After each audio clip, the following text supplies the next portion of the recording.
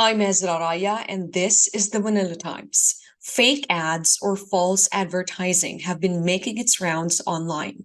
Fake ads uses the likeness or photos of celebrities and other famous personalities without their permission to promote often unverified and unregistered health products. A month ago, Senator Jinggoy Estrada called for an inquiry on the alarming proliferation of fake online advertisements promoting often fake and unlicensed products. Here with us is one of the victims of these fake ads, the newly appointed Department of Health Special Advisor on Communicable Diseases and Manila Doctors Hospital cardiologist, Dr. Tony Leachon. Welcome to the Manila Times, sir. Doc, just last week, August 18th, you have formally lodged a complaint against these fake advertisements. These brands that used your identity without your permission are called Glufarelin and Grand Sure Gold. So for those who are watching, these are fake and unregistered based on several reports.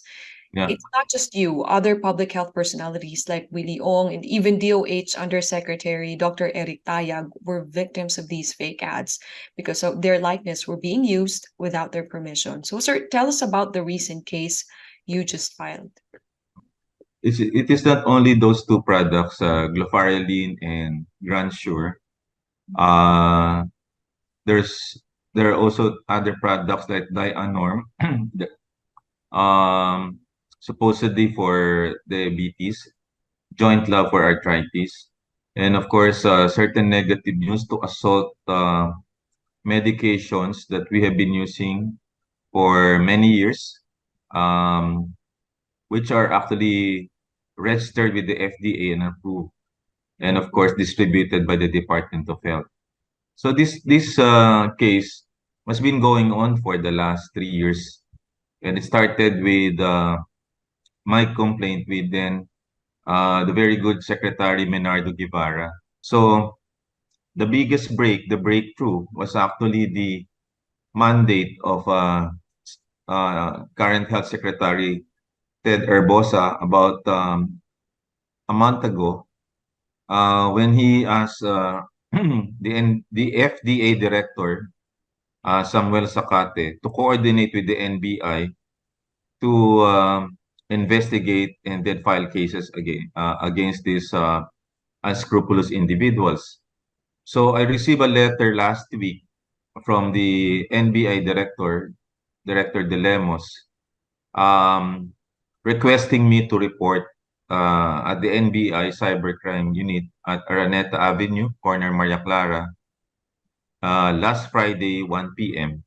And I consulted my lawyer, attorney John Paul Nabwa, that we would file a case considering the following. One, there must be closure and we should nip it in the bud. Number two, according to the NBI, they could not arrest these particular individuals or group of individuals if there will be no formal complaint. Number three, it will erode my credibility and integrity because those medications in my patients cause already adverse events like they would stop the medication and then like a patient with diabetes and then this patient was dialyzed and some patients develop liver failure and other adverse event. Oh, The sir, other one, let me ask, are you saying that there were individuals who actually purchased these unregistered products based on your fake online advertisements and had adverse effects? So meron na hong biktima talaga ng mga unregistered products na ito, ng mga fake ads? madami po. So Madami po. marami na po, and most of these victims are your patients because they know you My personally. patients and not even my patients and across all ages, across all social classes, kay mahirap o mayaman, matalino or hindi, professor ko or hindi, tinatanong ako whether this would be true or not. And even Mercury, a high-ranking Mercury officer called me up whether totoo yun. Kasi, anong nangyayari, they have been requested kung pwede sila mag-dispense kasi kukuha ng senior citizen. So, sabi na, this is not registered. And then the FDI director also called me up Mhm. to confirm these products are unregistered. So, ang hirap mag-explain kung walang universality of approach. You know, disease is actually anchored on health promotion and prevention. And it's basically on education. But if the information is actually fake or the public are misinformed and disinformed, what would happen, of course, to your advocacy? Sir, So going basically, ang back, daming naapektuhan na.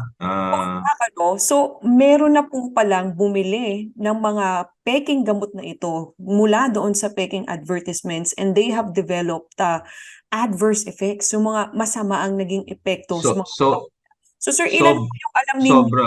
nakabili nitong mga peking gamot na ito o mga peking health products? At ano Siguro, ang mga yung, naramdaman yung niyo? alam ko lang, mga 100 na. Yun yung nagre-report sa'yo. Yung nagme-messenger pa at nagba-viber sa'yo na control mo. This has been going on for something like 3 years, and every day meron akong 10 messages na hindi ko nga masagot. So, nakakapagod. But what really struck me last week, were actually three patients. The first patient, ito yung among others, but ito yung na-recall ko. And even after, an 82-year-old female stopped medication and was dialyzed. And I could not inform you because of Data Privacy Act. Of course. Number two, one developed high liver enzymes, SGPT, SGOT, developed toxic liver. The other one with severe skin allergies. The other one was a poor patient whose expenses nakukuha lang nila sa SSS. And ang problema, nagagastos nila yung pera nila for fake drugs. Ang hirap nun kasi mahirap ka na nga tapos nami-misinform ka pa. And the worst product is the drug that does not work. Ang ibig sabihin, nagkaka-side effect ka na tapos nagagastusan ka pa. And meron kang overpromise na ikaw'y gagaling. So, yun ang nagiging problema na nakikita natin. At para makapag gawa na ng mga red flags as well as provisions on how to identify this and of course apprehend these unscrupulous individuals preying on ignorant as well as educated patients and higher authorities. Sir, malawak na po pala ang problema na ito. It's not just using your likeness without your permission, but it's also selling those products which has adverse side effects to real patients themselves, and using the little money they have on those fake medicines. So, sir, you mentioned going back kanina na you lodged a formal complaint. May I ask, to whom was this complaint addressed to? Kasi itong may-ari ng glufarelin at Grandeur Gold, these owners of fake brands of fake medicines often are distributed by companies that are not registered. Yeah. So, Pinadala, untraceable sila. oo, So, did you know na meron na ho right. ba tayong company or people responsible behind glufarelin and Grandeur Gold and other fake online ads about fake medicines? Alam na nila yung mga tao. Mhm. Oo, kaya lang, they could not divulge it kasi may lead, may investigation na sila. So, basta nag-file ka, kung sino man yun, i-amend na lang namin. Ang kailangan nila, yung nagla-lodge ka ng complaint. Kasi kung walang complaint, they cannot apprehend based on the law. So, So, kailangan sabihin mo yun, kung sino man may-ari nun, yun ang guilty. so But hindi they niyo po cannot alam kung divulge. sino may-ari pa. Hindi pa natin alam kung sino yung Alam nagpapatakbo. na alam na ng NBI, pero Alam na ng NBI, but we are not kailangan lang mag-lodge lang sila ng complaint. Alam na ng NBI, kaya lang NBI. they need a complaint or else hindi nila pwedeng hulihin. That's the biggest factor there. So somebody has to complain or else you will perpetuate this particular practice. And they don't want to steer hornet's nest kung i-identify nila, but they need a formal complaint for someone na talagang affected. And I see the urgency of this particular request coming from an authority. Hindi lang DOH to, FDA legislation, DTI ang concern. Actually, the whole of government. Kasi kung mafe-fake ang health ads, ano na lang yung news ng President ng Philippines? Ano na lang yung, ngayon, as I speak with you, merong memo ngayon from PhilHealth, meron ding fake ads na nakita ko ngayon sa sa thread. May thread kaming sinusundan. So imaginein mo government institutions mafe-fake.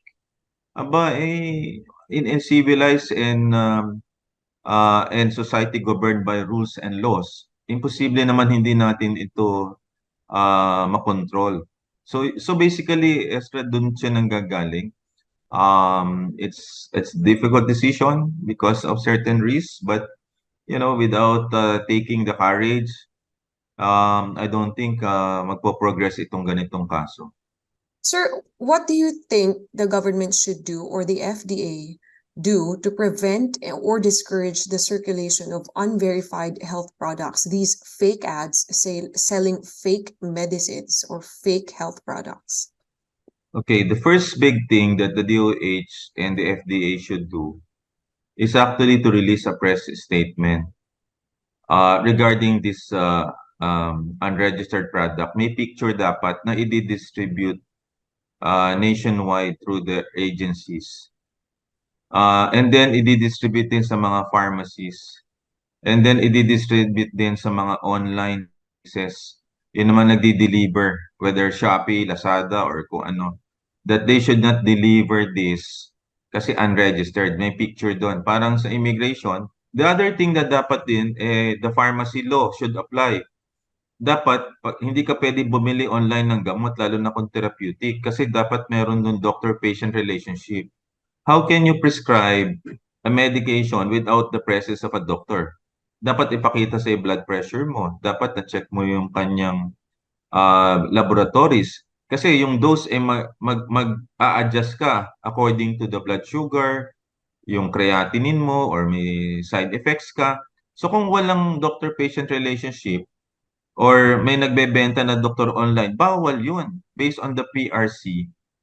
Sir, in addition to that, para naman po sa publiko, what is your advice to the public in order to avoid falling for these fake ads or fake advertisements of fake medicines and health products? Well, ang una is consult your personal doctor. Pag hindi nyo nakakausap, hindi naman life and death ang situation ako, I'm a doctor na binibigay ko ang cellphone ko. Binibigay ko email address ko kasama dun sa tapos kung hindi man katulad ko na binibigay ko cellphone ko, kasi during the pandemic you have to give your cellphone kasi telemedicine so that you can help a lot of people But I know the doctors ngayon, because of the pandemic, binibigay na nila ang email address nila and even the numbers of their secretaries. So ngayon, all they need to do, so nakikinig sa public and nagbabasa nitong news na to, napaka-importante, is consult your doctor first.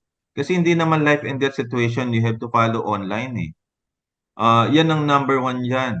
Kasi, kunyari, hindi kayo marunong mag-verify sa FDA, hindi kayo marunong, wala ka internet in the rural areas. Paano, di ba? But I'm sure may contact number ka ng doctor mo kasi marireach mo yan kasi pag magko-consultation kayo, binibigay na ang number ng secretary and then inaayos yung schedule. So you can also do that or email them. So yun ho ang aking advice sa public para hindi po tayo maloko kasi right now talaga namang grabe na po ang situation and I think this has to stop. Sir, from what important some of the important points from what you said, so there should be a whole of government approach in dealing with this fake online advertisement selling fake medicine. So there should be a press release statement identifying these fake medicines. And you also mentioned media literacy, so questioning the source of the things that we see online. And of course, for the public, konsultahin ang kanilang doktor or consult their doctor before taking any medication or even supplements. Maraming salamat po, Dr. Tony Iliachon, DOH Special Advisor on Communicable Diseases. Maraming salamat po. Maraming salamat din. Thank you.